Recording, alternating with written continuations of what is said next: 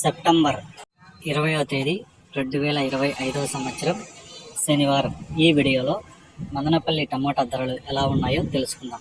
ఇక మదనపల్లి విషయానికి వస్తే ముందుగా దిగుమతి చూసుకుంటే ఇంచుమించుగా పెద్దగా మార్పులేదు. అన్ని మండీలు కలిపి చూసుకున్నా కూడా ఒక 5% ఇలాగే ఉంది.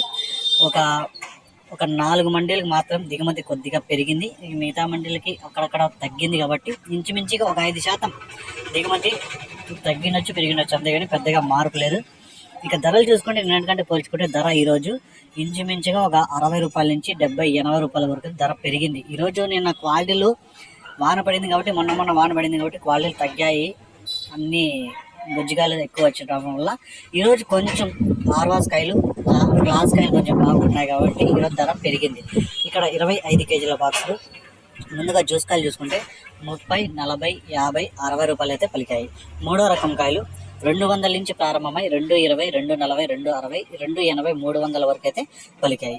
రెండో రకం కాయలు 350 రూపాయల నుంచి ప్రారంభమై 370, 400, 430, 450, 470 రూపాయల వరకు అయితే రెండో రకం కాయలు పలికాయి.